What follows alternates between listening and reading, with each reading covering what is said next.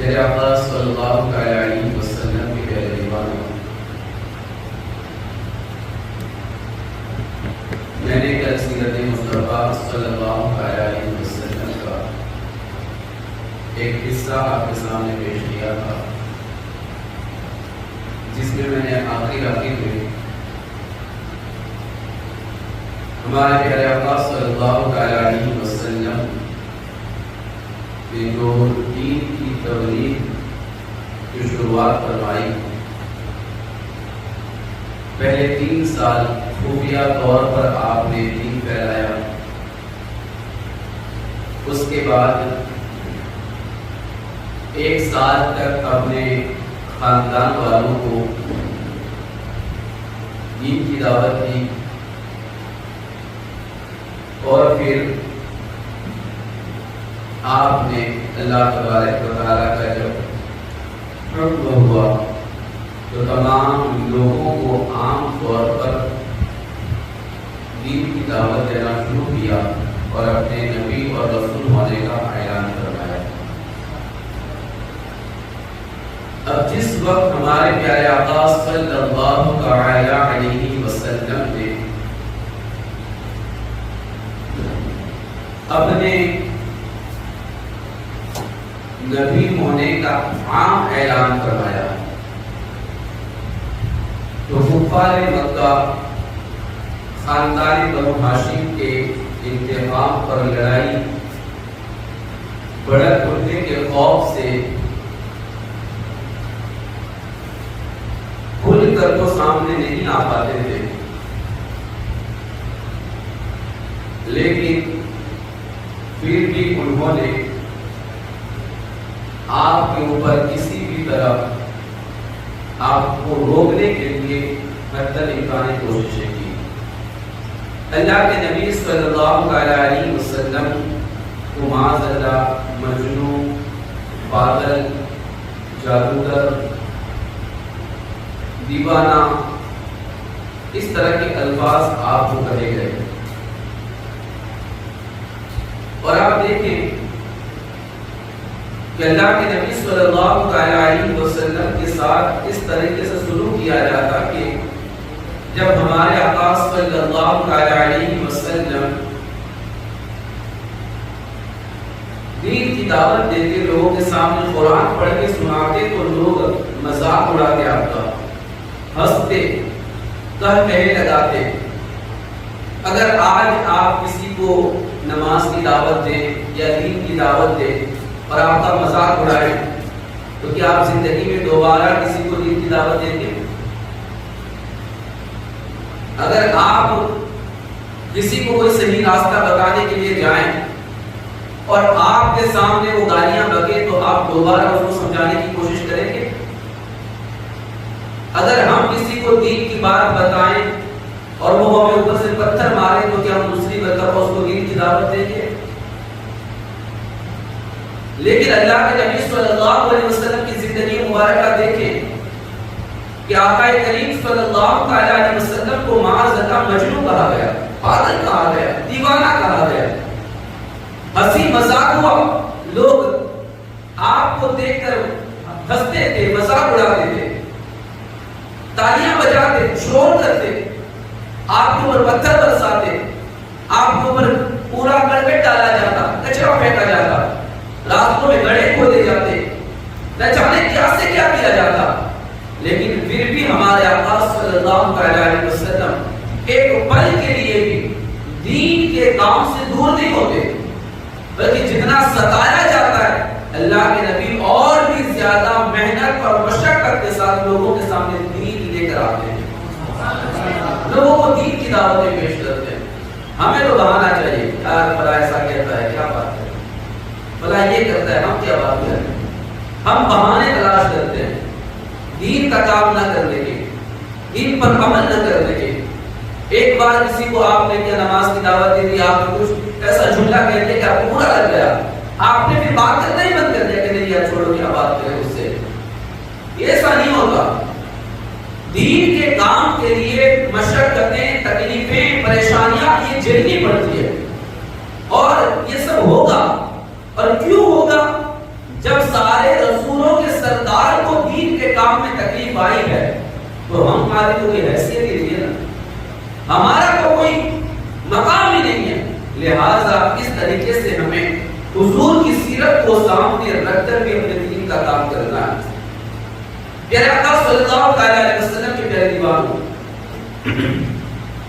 ہمارے پیارے آقا صلی اللہ علیہ وسلم پر کٹے ہوئے اونٹ کی ہونیاں بھی رکھی گئی.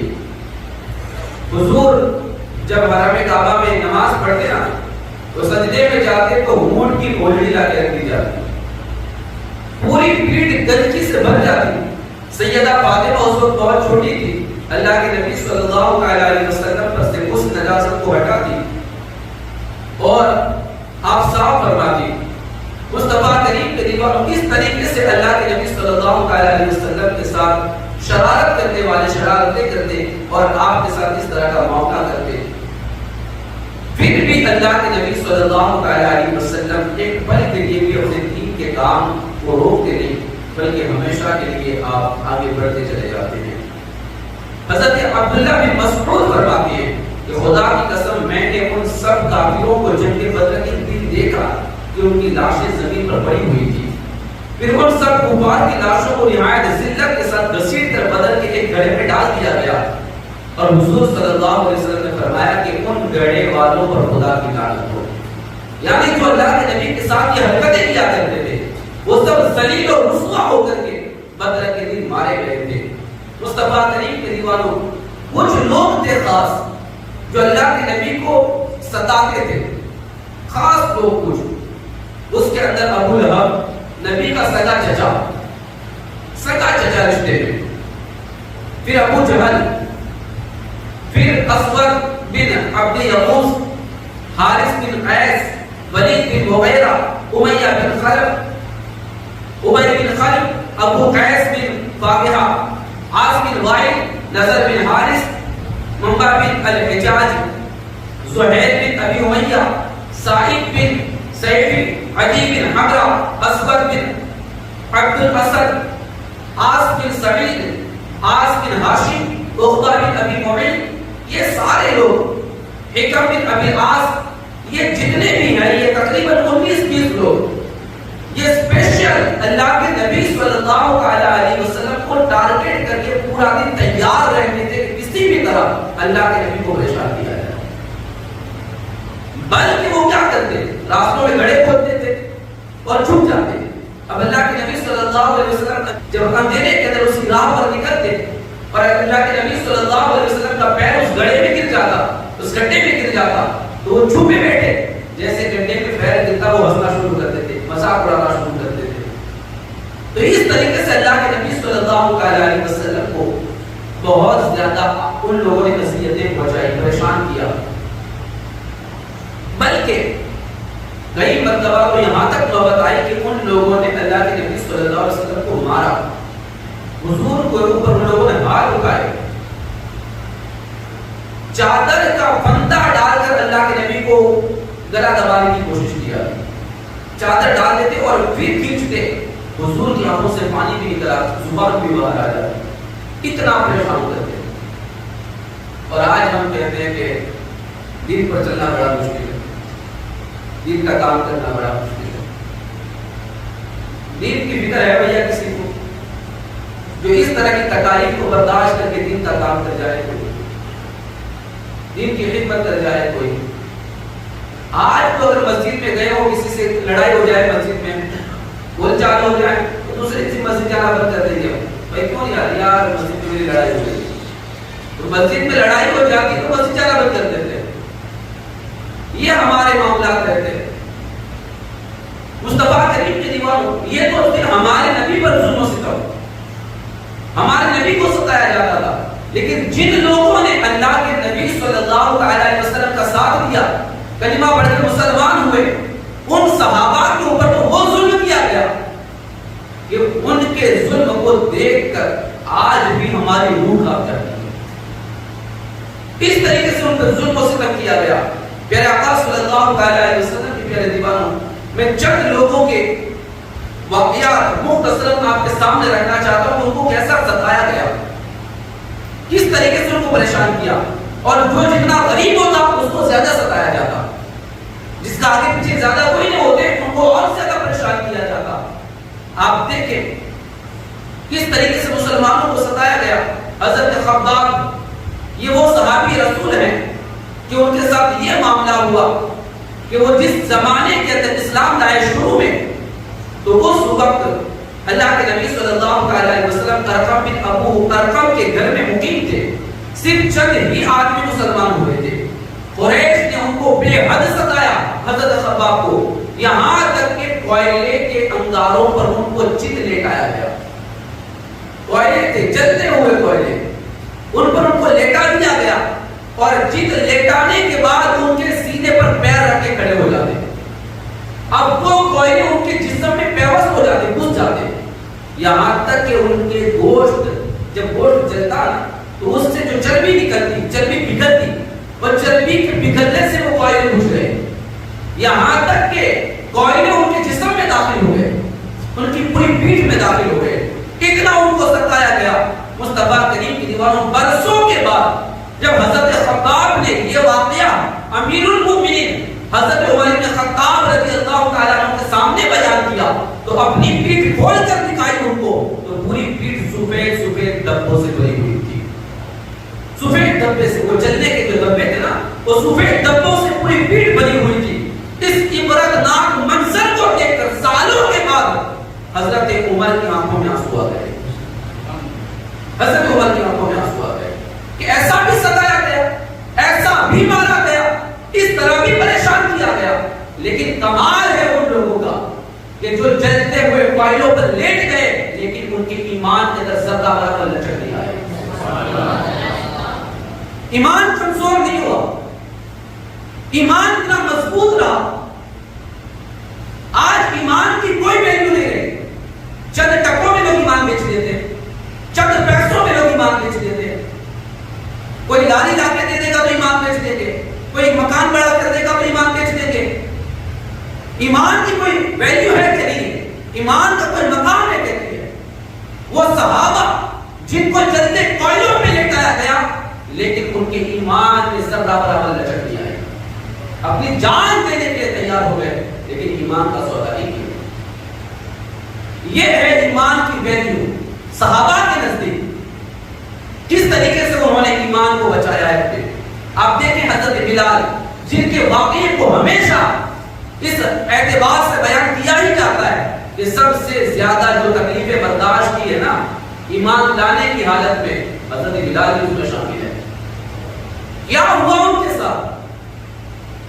کیونکہ آپ غلام تھے، امیہ بن خلف کے، وہ آپ کو تپتی ہوئی ریت میں لٹا دیتا، کپڑے نکال لیے جاتے، بڑا سا پتھر آپ کے سینے پہ ڈال دیا جاتا، آپ کے اوپر کوڑے مارے جاتے، یہاں تک کہ آپ کے بدن کی چمڑی نکلتی تھی، اتنا مارا جاتا حضرت بلال حبشی کو، اور کہا جاتا ابھی بھی وقت ہے تم اپنے دین سے پھر جاؤ، ابھی بھی وقت ہے محمد عربی صلی اللہ علیہ وسلم کا ساتھ دینا چھوڑ دو۔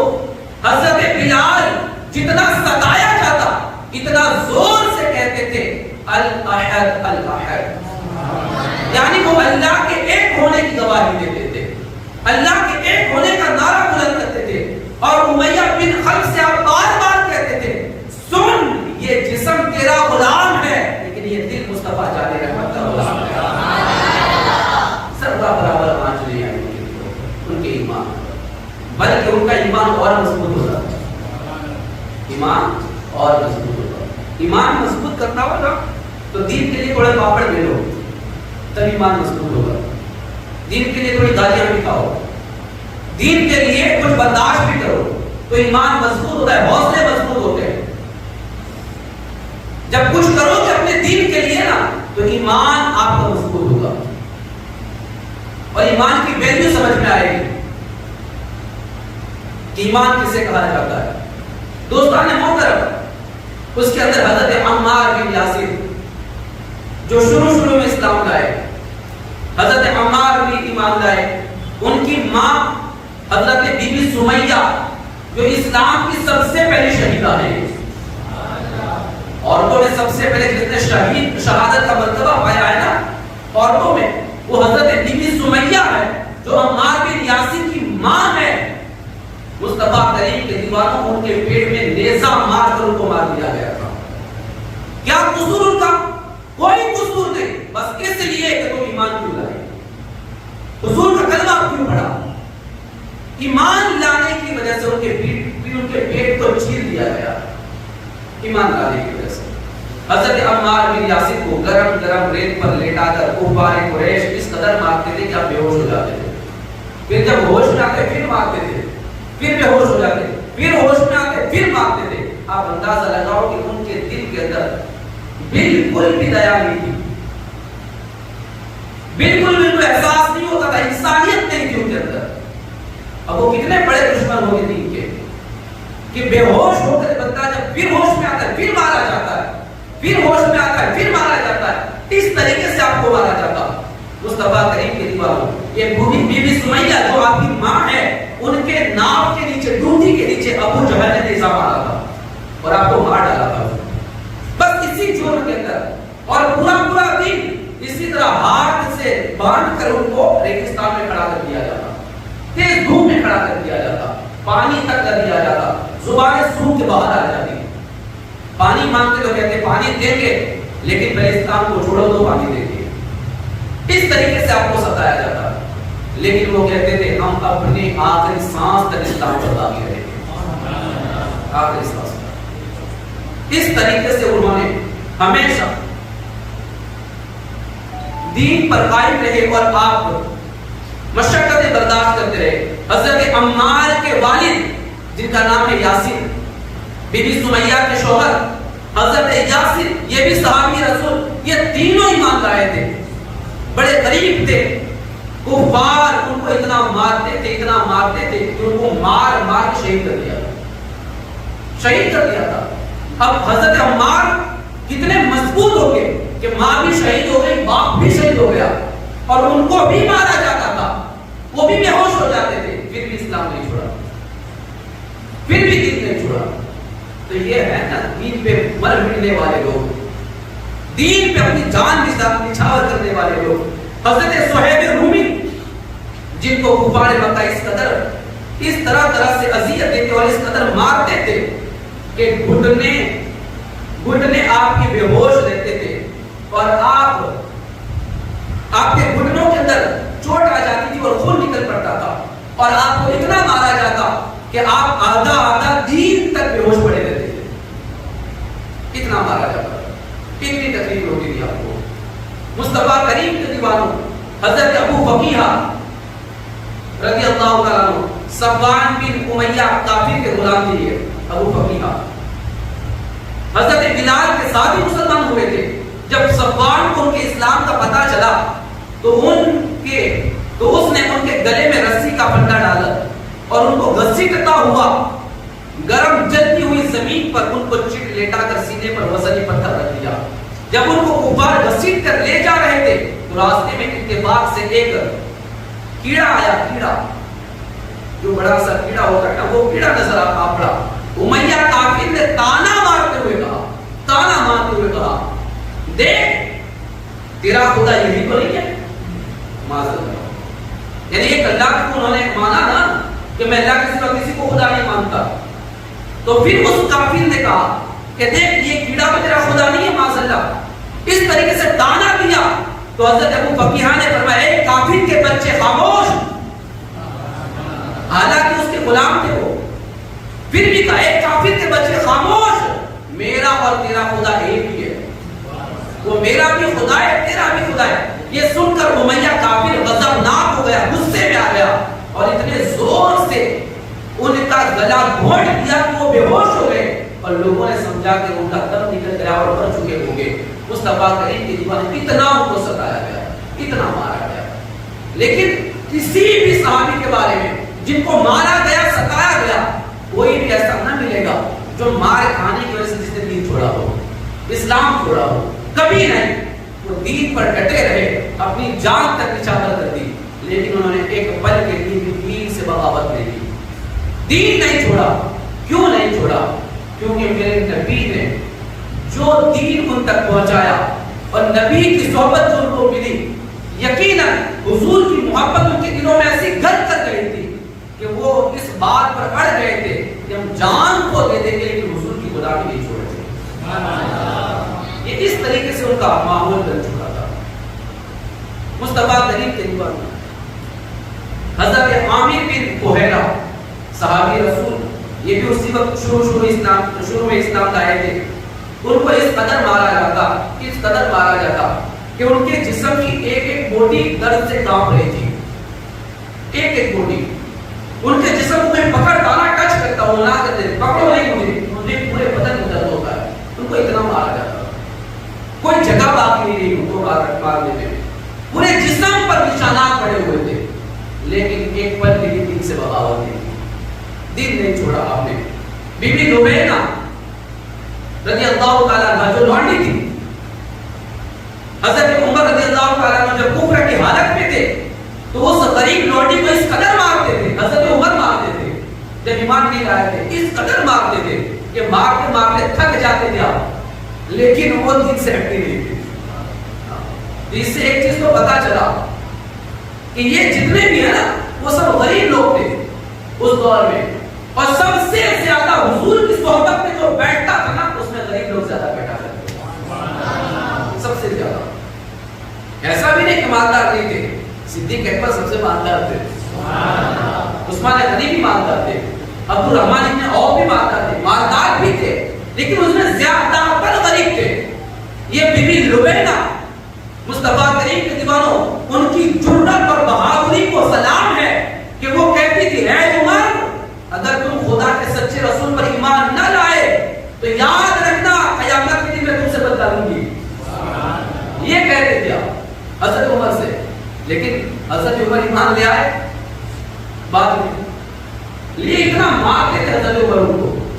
مصطفیٰ کریم کے دیوانوں میں حضرت ذوالنور زندیرہ، یہ ذوالنیرہ جو حضرت عمر کے گھرانے کی باندھی تھی، یہ مسلمان ہو گئی تو ان کو اس قدر کافروں نے مارا کہ ان کی آنکھیں چلی گئی، آنکھوں کی روشنی چلی گئی، اتنا مارا. آپ اندازہ لگائیں کیسا مارا ہوگا. جب آنکھیں چلی گئی تو پھر اللہ کے نبی کی بارگاہ میں آئے، یا رسول اللہ صلی اللہ علیہ وسلم پورے کافروں نے اتنا مارا کہ آنکھیں چلی گئی. میرے آقا صلی اللہ علیہ وسلم نے دعا فرمائی تو اللہ نے پھر سے آنکھیں عطا فرمائی. یہ سب بہت ہی زیادہ اس طرح کے واقعات ہمیں ملتے ہیں کہ اتنا ستایا گیا، اتنا مارا گیا، لیکن ایک پل کے لیے کسی نے بھی دین نہیں چھوڑا.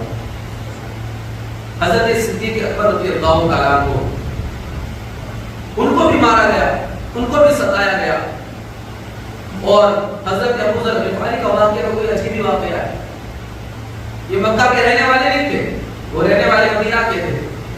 وہ مکہ المکرمہ آئے تھے ایک مسافر کی حیثیت سے. جب آئے اور آنے کے بعد حضور سے ملاقات ہوئی اور کلمہ پڑھ کے مسلمان ہو گئے. اب باہر کا بندہ ہے، مکہ میں آ کے اسلام قبول کیا، مکہ والے چھوڑنے والے تھے. حضرت سیدنا ابو ذر غفاری کو اتنا مارا کہ مار کے ان کے بدن سے لہو نکال دیا، خون نکال دیا، زخم آ گئے آپ کے بدن پر. اس وقت آپ مسافر تھے تو آپ حرم کعبہ میں رہتے تھے، زمزم کے پانی سے اپنے زخموں کو دھوتے، زمزم کا پانی پیتے اور اسی طرح ٹھنڈی میں رات گزارتے تھے. اور پھر جب صبح ہوتی سب لوگ آ جاتے اور پھر بلند آواز سے کہتے اے مکہ والو گواہ ہو جاؤ میں ایمان لے آیا ہوں. پھر لوگ مارتے ان کو، پھر مارتے ان کو، اور پھر اتنا مارتے کہ لہو نکال دیتے ان کا. پھر پرانے وہاں پہ زمزم کافی کے پڑے رہتے، اپنے زخموں کو دھوتے، پھر رات ہوتی وہیں پہ ٹھنڈی میں گزار دیتے، پھر صبح ہوتی پھر اعلان کرتے اے مکہ والو میں ایمان لے آیا ہوں. حالانکہ میرے آقا نے فرمایا تھا ابو ذر ابھی خفیہ طور پر اسلام پھیل رہا ہے، کسی کو بتانا نہیں کہ میں مسلمان ہو گیا ہوں. تو کہا کہ یا رسول اللہ آپ ہی تو فرماتے کہ ملامت کرنے والوں کی ملامت سے ڈرنا نہیں، میں کیوں ڈروں، میں تو اعلان کر دوں گا. اور جا کے حرم کعبہ میں اعلان کر دیا. اب جو مارا جاتا، وہ جو مارا جاتا، اتنا مارا جاتا کہ آپ بالکل وہاں پر گر پڑتے، آپ کو چلنے کی طاقت نہ رہتی، اتنا مارا جاتا آپ کو. کسی نے کئی سالوں کے بعد حضرت ابو ذر غفاری سے پوچھا ابو ذر یہ تو بتا کہ تیری زندگی کا یادگار لمحہ کون سا ہے؟ پوری زندگی میں تیرا حسین پل کون سا ہے جو تجھے سب سے زیادہ اچھا لگتا ہو؟ کہا کہ وہی کہ میں کہتا تھا کہ میں مسلمان ہو گیا اور لوگ مجھے مارتے تھے. وہ میری زندگی کا بہترین لمحہ، بہترین پل، کیونکہ حضور کی محبت میں جو مار کھانے کا مزہ تھا ایسا مزہ مجھے پوری زندگی میں نہیں آیا. ایسا مزہ مجھے پوری زندگی نہیں آیا. وہ کیسے لوگ تھے؟ تصور کرتے ہیں تو پتا چلتا ہے کہ ہم ان کے مقابلے میں کچھ بھی نہیں ہے، کچھ بھی نہیں ہے. مصطفیٰ کریم کے دیوانوں کس قدر ان کو مارا جاتا. پیارے آقا صلی اللہ علیہ وسلم کے پیارے دیوانوں، یہ تو غریب صحابہ کے جن کو مارا جاتا، بلکہ جو مالدار تھے ان کو بھی مارا جاتا تھا. حضرت ابوبکر صدیق رضی اللہ عنہ بہت مارا تھا حضرت ابوبکر صدیق کو. میرے آقا صدیق اکبر ساتھ میں تھے اور اس وقت حرم کعبہ میں بڑی مارا ماری ہو گئی. حضرت ابوبکر صدیق بے ہوش ہو گئے اور اللہ کے نبی صلی اللہ علیہ وسلم کو بھی مارا گیا. اب جب حضرت صدیق اکبر بے ہوش ہو گئے تو ان کو گھر لایا گیا. ہوش میں آئے، پورا دن گزر گیا تھا، تو ماں اور آپ کے رشتہ دار جو کھڑے تھے وہ کوئی پانی لے کر کھڑا تھا، کوئی کھانا لے کر کھڑا تھا کہ پورا دن بے ہوش رہے، کچھ کھا لے کچھ پی لے. صدیق اکبر نے فرمایا میں اس وقت نہیں کھاؤں گا جب تک اپنے نبی کا چہرہ نہیں دیکھوں گا، جب تک نبی کا چہرہ نہیں دیکھوں گا. یہ محبت تھی. مار کھا کے بے ہوش رہتے تھے پھر بھی حضور کی یاد ہمیشہ رہتی. اور آج کیا ہے؟ آج اگر دین کے معاملے میں اگر کچھ باتیں سننی پڑے نا تو ماں باپ خود کہتے ہیں مولانا سے دور رہنا. یہ بڑا معاملہ ہے. اس طرح کے حالات ہے. یعنی ہمیں دین کے لیے گالی بھی نہیں سنتی، دین کے لیے کچھ نہیں کرنا. اگر دین کے معاملے میں کوئی کچھ بول بھی دے تو کہا کہ اب مجھے نہیں کرنا. دین کا کام کر رہے ہیں، آپ لائٹنگ لگا رہے ہیں یا کوئی اور آپ کام کر رہے ہیں، مسجد کا کام کر رہے ہیں، مدرسے کا کام کر رہے ہیں، کوئی آپ کو سنا جائے گا یہ کیا کیا ہے، ایسا نہیں کرنا تھا، ایسا کرنا تھا، تو پھینٹے چلے گئے. اب مجھے نہیں کرنا، مجھے کرنا. یہ والا ہوتا ہے نا معاملہ، اب تو کرنے مجھے نہیں کرنا. یعنی ہم لوگوں کے ایک دو جملے سن کر ہمت آ جاتے ہیں. ایک دو جملے سن کر کچھ بھی اچھا کام کرو، کچھ بول گیا کوئی ہاتھ اندر کر دیا، مجھے نہیں کرنا تم کر لو. مصطفیٰ کریم کے دیوانوں، یہ تو کچھ بھی نہیں ہے. دین کا کام کرنے کے لیے ہمیشہ اپنی جان کو ہتھیلی میں لے کے بندہ کرتا ہے. اور صحابہ نے کر کے دکھایا. اور صحابہ ہی نہیں، آپ صحابہ کے بعد کے جو اولیاء ہیں ان کی بھی زندگی پڑھ لیں، ان کی بھی زندگی پڑھ لیں. بہت دور جانے کی ضرورت نہیں ہے. آج سے 400 سال پرانے بزرگ حضرت مجدد علیہ ثانی سر ہندی علیہ رحمہ، جن کا پنجاب کے اندر مزار ہے، پنجاب میں مزار ہے، اکبر کے دین الہی کے خلاف جو لڑے ان کے حوالے سے کتابوں میں پڑھا گیا. ان کے گھر کے سارے برتن، ان کا سارا سامان اٹھا کے باہر راستے میں پھینک دیا. ان کی کتابیں وغیرہ سب ہٹا دیا گیا. ان پر اتنا ظلم کیا گیا کہ آپ کو گھر چھوڑنے کے لیے مجبور کر دیا گیا. لیکن آپ نے ذرہ برابر پرواہ نہیں کی. آپ ہمیشہ لڑتے رہے اور اپنے دین کا کام کرتے رہے. تو یہ ہر دور کا معاملہ ہے، یہ ہر دور میں ہوتا تھا. غریب نواز کی زندگی نہیں پڑی جن کو ایک پیڑ کے نیچے بیٹھنے بھی نہیں دیا جاتا، وضو کا پانی نہیں دیا جاتا، ہر چیز میں پابندی لگائی جاتی ہے. لیکن پھر بھی دین کا کام کیا نا. کیسا کام کیا؟ ایسا کام کیا کہ 90 لاکھ لوگوں کو کلمہ پڑھا کے مسلمان کیا. تو تکلیف آتی ہے، پریشانی آتی ہے، دشواری آتی ہے. صحابہ پر بھی آئی، بزرگان دین پر بھی آئی. دین کے معاملے میں تھوڑی بہت تکلیفیں برداشت کر کے سرنڈر نہیں کر دینا. دین کے لیے لڑتے رہو، دین کے لیے محنت کرتے رہو، دین کے لیے جفا اور جو بھی ہے اس کا مقابلہ کرتے رہو. مصطفیٰ کریم کے دیوانوں، مالدار صحابہ میں صدیق اکبر، حضرت عثمان غنی، حضرت زبیر بن عوام، یہ سارے صحابہ جو مالدار تھے ان تمام کو بھی ستایا گیا، مارا گیا، پیٹا گیا. لیکن پھر بھی آپ نے ایک پل کے لیے بھی دین نہیں چھوڑا.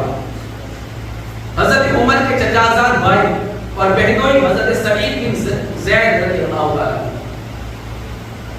یہ بہت ہی مالدار تھے، مگر جب ان کے اسلام لانے کا پتہ حضرت عمر کو پتا چلا نا کہ وہ اسلام لے آئے، میرے بہنوئی اسلام لے آئے، تو حضرت عمر رضی اللہ تعالیٰ عنہ ان کو رسی میں باندھ کر مارتے تھے۔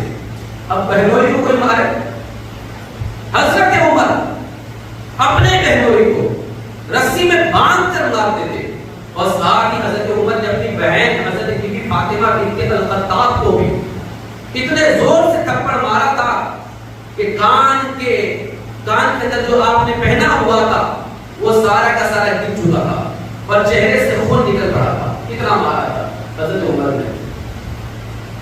یہ حضرت عمر بہنوئی کو بھی مارا، بہن کو بھی مارا، اسلام لائے اس لیے، لیکن پھر انہی دونوں کے صدقے میں حضرت عمر نے اسلام لے آئے، کیونکہ جب انہوں نے قرآن پڑھ کے سنایا، پھر وہ حضور کی بارگاہ میں آئے تو مصطفیٰ کریم کے دیوانوں، پھر وہ اسلام لے آئے، تو پتہ چلا کہ صحابہ کرام علیہم الرضوان کو خوب ستایا گیا، خوب مارا گیا، آپ کو پر ظلم و تشدد کیا گیا، آپ کو پریشان کیا گیا، لیکن کسی بھی صحابی نے ایک پل کے لیے بھی دین کو نہیں چھوڑا۔ پیارے آقا صلی اللہ علیہ وسلم کے پیارے دیوانوں، ہمیشہ دین کے لیے وہ محنتیں کرتے رہے، دین کے لیے مشقتیں کرتے رہے، پر ہمیشہ دین کے لیے اپنی قربانیاں پیش کرتے رہے۔ آج ہمیں ان تمام باتوں سے بہت کچھ سیکھنے کی ضرورت ہے، اور اپنے دین کے لیے ہمیں بھی اپنی قربانیاں پیش کرنے کی ضرورت ہے، تاکہ پتہ چلے کہ دین کے لیے قربانیاں کتنی ضروری ہے، اور دین پر چلنے والوں کو کتنی مشقتوں اور کتنی تکلیفوں کا سامنا کرنا پڑتا ہے۔ پیارے آقا صلی اللہ علیہ وسلم کے پیارے دیوانوں، بلکہ ایک مرتبہ سرداران قریش حرم کعبہ میں بیٹھے ہوئے یہ سوچنے لگے کہ آخر اتنی تکالیف، اتنی سختیاں برداشت کرنے کے باوجود محمد صلی اللہ علیہ وسلم اپنے دین کی تبلیغ بند کیوں نہیں کرتے؟ مجبور ہو گئے سوچنے پر، مشورہ کرنے لگے، میٹنگ کرنے لگے، یہ چھوڑتے کیوں نہیں ہے؟ اتنا مارا جاتا ہے، ستایا جاتا ہے، پیٹا جاتا ہے، آخر ان کا مقصد کیا ہے؟ یہ کیا نہیں، یہ کیوں ایسا کر رہا ہے؟ تو ممکن ہے کہ یہ عزت اور مرتبے کے خاطر ایسا کرتے ہو، سرداری کے خاطر ایسا کرتے ہو، یا دولت کے خاطر ایسا کرتے ہو۔ چنانچہ سبوں نے، یعنی سبھی نے مل کر اور بن ربیعہ کو حضور کے پاس بھیجا۔ کس کو بھیجا؟ بن ربیعہ کو حضور کے پاس بھیجا کہ تم کسی طرح ان کا دینی مقصد معلوم کرو کہ یہ کیا چاہتے ہیں۔ اب ظاہر سی بات ہے نا، کسی کو مارا جائے، پیٹا جائے، پھر بھی کام بند نہ کرے تو پھر کہتے ہیں اس کا مقصد کیا ہے؟ دولت چاہیے، حکومت چاہیے، کیا چاہیے اسے؟ یہ کیوں ایسا کر رہا ہے؟ تو ان کو بھیج کر مقصد معلوم کرنے کی کوشش کی گئی کہ تمہارا مقصد کیا ہے۔ مصطفیٰ کریم کے دیوانوں، چنانچہ خطبہ تنہائی میں اللہ کے نبی کی بارگاہ میں حاضر ہوا اور کہنے لگا، اے محمد صلی اللہ علیہ وسلم، آخر اس دعوت اسلامی سے آپ کا مقصد کیا ہے؟ آپ یہ دین کی دعوت دے رہے ہیں نا، اس کا مقصد کیا ہے تمہارا؟ دولت چاہیے، عزت چاہیے، کیا چاہیے تمہیں؟ کیا آپ سرداری چاہتے ہیں، یا عزت کے خواہش مند ہیں، یا کسی بڑے گھرانے میں شادی کرنا چاہتے ہیں؟ کیا چاہتے ہیں آپ؟ آپ کے دل میں جو تمنا ہے کھل کر بتا دیجئے، میں اس کی ضمانت لیتا ہوں کہ آپ جو بھی چیز مانگیں گے ہم دے دیں گے، بس تم دین کی دعوت بند کر دو۔ یہ بات کہوں، بس دین کی دعوت بند کر دو، جو مانگے گے دے دیں گے۔ آپ کی خواہش کیا ہے وہ آپ ہمیں بتا دیں، آپ کی ہر خواہش پوری کر دی جائے گی۔ ان تو بات کی یہ ساحرانہ تقریر، ساحرانہ یعنی جادوگرانہ بات، جو لوگوں کو ڈبیوں میں بند کرنے والی ہے۔ آج جب کوئی بہت اچھل کچھ کرتا ہے نا تو دولت ڈال دی جاتی ہے، وہ کیا بولتا ہے، پیسوں سے وہ بند کر دیا جاتا ہے، یہی معاملہ ہوتا ہے نا، اور لوگ بند ہو جاتے ہیں، چپ ہو جاتے ہیں۔ تو یہی چیز ہوئی، یہ ساری تقریر سن کر کے اللہ کے نبی صلی اللہ علیہ وسلم نے جواب میں قرآن مجید کی چند آیتیں پڑھی، جن کو سن کر قدوہ اس قدر متاثر ہوا کہ اس کے جسم کا رونگٹا کھڑا ہو گیا، ایک بال کھڑا ہو گیا، اور اللہ تبارک و تعالیٰ کے جلال سے وہ لرزنے لگا اور کانپنے لگا کہ میں آپ کو رشتہ داری کا واسطہ دے کر درخواست کرتا ہوں کہ بس کیجئے، یہ کلام بند کر دیجئے، یہ کلام بند کر دیجئے۔ میرا دل اس کلام کو سننے کی طاقت دے رہتا، لگتا ہے پھٹ جائے گا، ابھی پھٹ جائے گا، سن نہیں پا رہا ہوں میں۔ عتبہ بارگاہ رسالت سے واپس ہوا، مگر اس کے دل کی دنیا میں ایک نیا انقلاب پیدا ہو چکا تھا۔ عتبہ ایک بڑا ہی صاحب البیان خطیب تھا، وہ بہت اچھا بیان کرتا تھا اس دور میں، اور انتہائی فصیح و بلیغ عربی میں بات کرتا تھا۔ اس نے واپس لوٹ کر سرداران قریش سے کہہ دیا کہ محمد صلی اللہ علیہ وسلم جو کلام پیش کرتے ہیں وہ نہ جادو ہے، نہ کہانت ہے، نہ شاعری ہے، بلکہ وہ تو کوئی اور چیز ہے، وہ تو کوئی اور چیز ہے۔ لہٰذا میری رائے ہے کہ تم لوگ ان کے ہاتھ پر چھوڑ دو گے، چھوڑ دو کے ہاتھ پر۔ اگر وہ کامیاب ہو کر سارے عرب پر غالب ہو گئے تو اس میں ہم قریشیوں کی عزت بڑھ جائے گی، ہمارا ہی نام ہوگا کہ ہمارے خاندان کے ہیں، ہمارا ہی نام ہوگا، ورنہ سارا عرب ان کو خود ہی فنا کر دے گا۔ مگر قریش کے سرکش کافروں نے عتبہ کا یہ مخلصانہ اور مدبرانہ مشورہ نہیں مانا، بلکہ اپنی مخالفت اور انصار ثانیوں میں وہ زیادہ اضافہ کرنے لگے، اور بھی زیادہ وہ لوگ حضور کو پریشان کرنے لگے۔ کفار قریش کے کچھ لوگ صلح کرنا چاہتے تھے، ماحول ٹھیک کرنا چاہتے تھے، صلح پسند لوگ بھی تھے، وہ چاہتے تھے کہ بات چیت سے اگر یہ کام بن جاتا ہے تو بات چیت سے بنا لیا جائے، آگے اور کوئی لڑائی اور جھگڑے کی نوبت نہ آئے۔ اس لیے کچھ بڑے لوگ معزز جو قریش کے اندر تھے وہ ابو طالب کے پاس آئے، حضرت علی رضی اللہ عنہ کے جو والد ہیں، مولا علی کے والد ابو طالب کے پاس آئے اور حضور کی دعوت اسلام اور بت پرستی کے خلاف تقریروں کی شکایت کی۔ کہا کہ تمہارے بھتیجے بہت ہمارے بتوں کو گالیاں دیتے ہیں، ہمارے بتوں کو برا بھلا کہتے ہیں اور دین کی دعوت میں ہمیشہ لگے رہتے ہیں، یہ شکایت کی۔ ابو طالب نے نہایت نرمی کے ساتھ ان لوگوں کو سمجھا بجھا کر واپس کر دیا، لیکن اللہ کے نبی صلی اللہ علیہ وسلم خدا کے فرمان فَاصْدَعْ بِمَا تُؤْمَرُ کی تعمیل کرتے ہوئے علی اعلان شرک اور بت پرستی کی مذمت اور دعوت توحید کا باز فرماتے رہے۔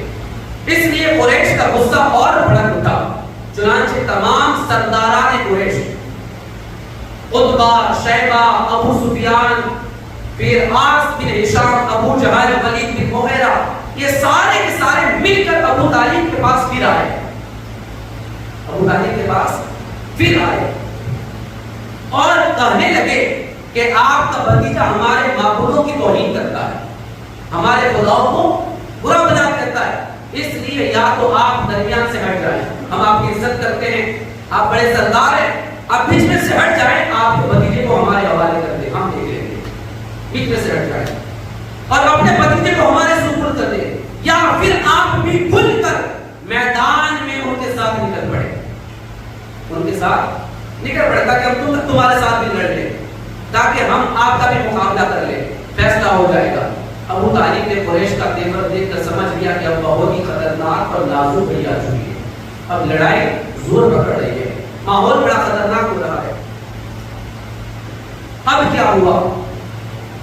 تو ابو طالب نے اللہ کے نبی صلی اللہ علیہ وسلم کو تنہائی کے اندر بلایا، اکیلے میں بلایا، اور مخلصانہ اور مشفقانہ لہجے میں پیار اور محبت سے سمجھایا اور کہا میرے بھتیجے سن، اپنے بوڑھے چچا کی سفید داڑھی پر رحم کر اور بڑھاپے میں مجھ پر اتنا بوجھ مت ڈال کہ میں اس بوجھ کو اٹھا نہ سکوں۔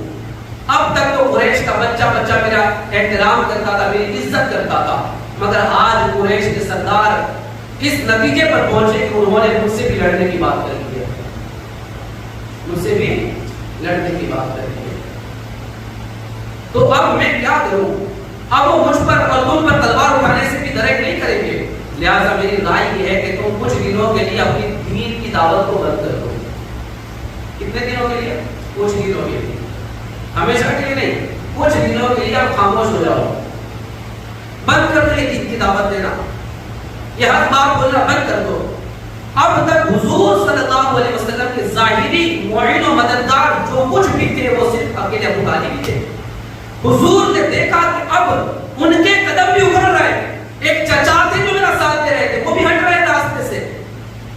جب انہوں نے دیکھا کہ یہ بھی اپنی جگہ سے ہٹتے نظر آ رہے اور گفتگو سن کر حضور نے گھبرائی ہوئی مگر جذبات سے بھری ہوئی آواز میں فرمایا, چچا جان سن لو, خدا کی قسم اگر قریش میں ایک ہاتھ میں سورج رکھ دے اور دوسرے ہاتھ میں چاند لا کر رکھ دے تب بھی آپ کا بھتیجا محمد دین کا کام بند نہیں کرنے والا ہے.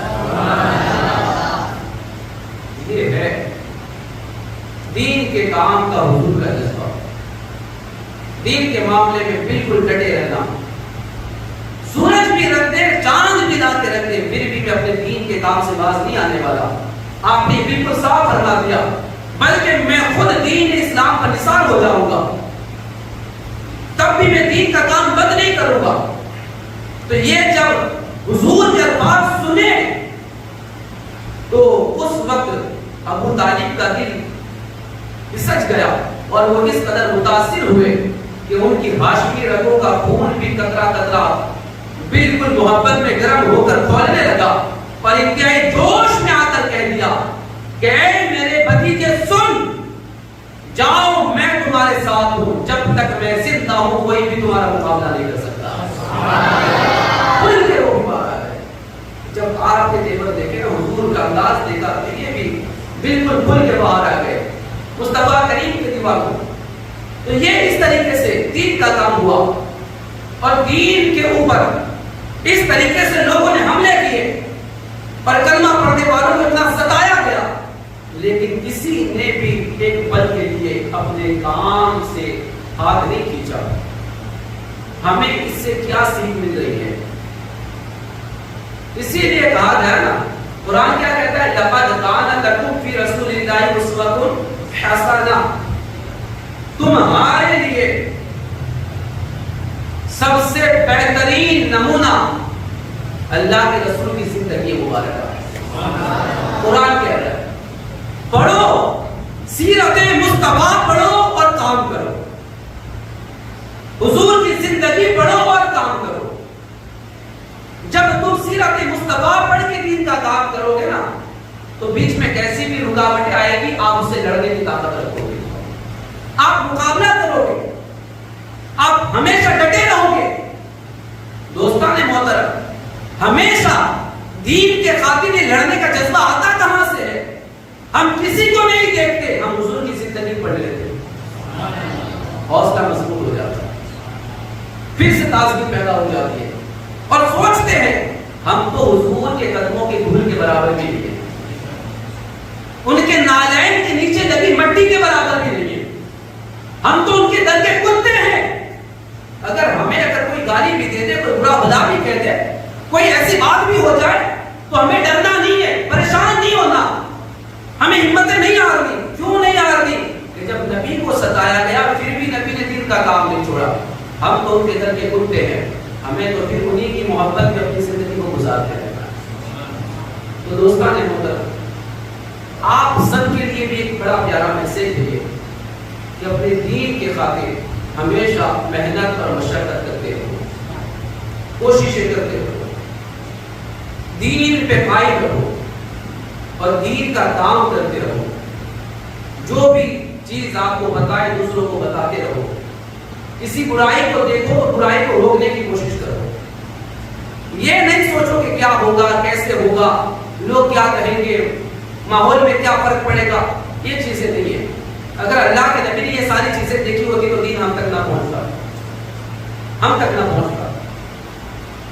اللہ کے نبی صلی اللہ علیہ وسلم نے بالکل مخلصانہ طور پر ہمت اور حوصلے کے ساتھ وہ کام کرتے رہے. یہی تو وجہ تھی کہ 23 برس کی تھوڑی سی مدت کے اندر لاکھوں لوگ میرے نبی کا کلمہ پڑھ کے مسلمان ہوئے. اتنا آسان تھا کام کرنا, جو کر کے دکھایا. تو اللہ کے نبی نے تو اپنا حق ادا فرما دیا. اب ہم غلاموں کو اپنے حق کے ساتھ کھڑے رہنا ہے, ہمیں اپنا حق ادا کرنا ہے, دین کی سمجھ بوجھ پیدا کرنی ہے, دین کو سمجھنا ہے, دین کو سیکھنا ہے. اور میں بار بار کہتا ہوں کہ آپ خود قرآن پڑھو، سمجھو، دین کی کتابیں پڑھو اور دین کو سمجھنے کی کوشش کرو. خود سمجھو، خود کتابوں کا مطالعہ کرو، خود کتابیں پڑھو. دین سمجھو گے تو دین کا کام کرو گے، دین کے لیے کچھ کوشش کرو گے، اپنے دین کے لیے وقت نکالو. آج دنیا کی ہر قوم اپنے اپنے مذہب کے لیے لڑ رہی ہے، تو ہم مسلمان ہو کر اپنے دین کے لیے کچھ نہیں کر سکتے، کچھ نہیں کر سکتے. ہمیں لڑنا نہیں ہے، صرف اپنے دین کا کام کرنا ہے، اپنے دین کی سربلندی کے لیے کوشش کرنی ہے. اور ہمارے لیے تو سب سے بڑا اعجاز یہ ہے کہ رب نے قرآن میں فرما دیا ان الدین عند اللہ اسلام. دنیا کے تمام دینوں میں اللہ کو جو پیارا ہے وہ صرف دین اسلامی ہے. اب جو رب کو پیارا ہے وہ ہمارا دین ہے، پھر بھی ہم سستی کر رہے ہیں، پھر بھی ہم کوشش نہیں کر رہے. جن کا دین جھوٹا ہے، باطل ہے، جس کے اندر کوئی سچائی نہیں ہے، وہ اپنے دین کے لیے جان کی بازی لگا رہے ہیں. اور جن کا دین سچا ہے وہ بس گھومنے پھرنے میں اپنا وقت گزار رہا ہے اور دین کے لیے کوئی کام کرنے کے لیے تیار نہیں ہے. دوستان محترم، سچا دین ہمارا ہے اور اسی سچے دین کے لیے کام کرنا ہے اور اسی امید پر کرنا ہے. یہ قرآن میں رب نے فرمایا ان تنصروا اللہ ینصرکم، اگر تم اللہ کے دین کی مدد کرو گے اللہ تمہاری مدد فرمائے گا. اللہ کے دین کی مدد کرو گے اللہ تمہاری مدد فرمائے گا. امید کرتے ہو کہ اللہ تمہاری مدد کرے، دین کا کام کرو، دین کی مدد کرو، دین کی سربلندی کے لیے کوئی نہ کوئی کوشش کرتے رہو. تم جتنا دین کو فائدہ پہنچاؤ گے اللہ تمہاری مدد فرمائے گا، اللہ تمہاری مدد فرمائے گا. لوگوں کے دلوں میں تمہارے لیے رعب ڈالنے کا، رعب، کسی کی مجال نہیں ہوگی تمہارے سامنے زبان کھولے. اللہ رعب ڈالنے کا، خوف پیدا کرنے کا تمہارا لوگوں کے دلوں کے اندر. میں نے ایک حدیث مبارکہ پڑھی تھی کہ جو بندہ ہمیشہ امامہ باندھ کے رہتا ہے نا، لوگوں کے دلوں میں اس کا رعب پیدا ہو جاتا ہے، ڈر پیدا ہو جاتا ہے، خوف پیدا ہو جاتا ہے. امامہ یہ رعب کی نشانی ہے، رعب کی نشانی ہے. لوگ ہمت نہیں کرتے بولنے کی امامہ دیکھ کر، یہ نشانی ہے. دین کی ہر بات میں کمال ہے. کوئی آپ کو کیا سمجھے، مصطفیٰ کریم کے دیوانوں، ہمارے لیے تو دین ہی سب کچھ ہے. اوڑھنا بچھونا دین ہے ہمارا. ہم سوتے ہیں تو بھی دین یاد آتا ہے، اٹھتے ہیں تو بھی دین یاد آتا ہے. اس لیے کہ جو بھی ملا ہے وہ سب دین کے صدقے میں ملا ہے، دین کے صدقے میں ملا ہے. اسلام نہ ہوگا تو کچھ نہ ہوگا. یہ اسلام ملا کہاں سے؟ حضور کے صدقے میں. تو حضور نہ ہوتے تو کچھ نہ ہوتا ہے نا. یہ سب کچھ حضور کے صدقے میں دین ملا اور دین کے صدقے میں سب کچھ ملا. تو اس لیے اپنے دین کو پہلے نمبر پر رکھو. صبح اٹھ کر سب سے پہلے خیال کس کا آنا چاہیے؟ اپنے دین کا. سب سے پہلا خیال اپنے دین کا. میرا دین اسلام ہے. دین کی سربلندی، دین کی بقا، دین کا بچاؤ، دین کا لگاؤ، دین کا پیار، یہ ہمارا سب سے پہلے اٹھ کر ہماری سوچ ہونی چاہیے. اور جس کی یہ سوچ ہو نا وہ کبھی بھی پریشان نہیں ہوگا. وہ لاکھ مصیبت میں ہو، تکلیف میں ہو، لیکن وہ کبھی ہمت نہیں ہارے گا. کیونکہ جو دین کے کام میں لگے رہتے ہیں اللہ ان کی مدد فرماتا رہتا ہے. اللہ سے دعا کریں اللہ تعالیٰ ہم تمام اس پر عمل کی توفیق عطا فرمائے.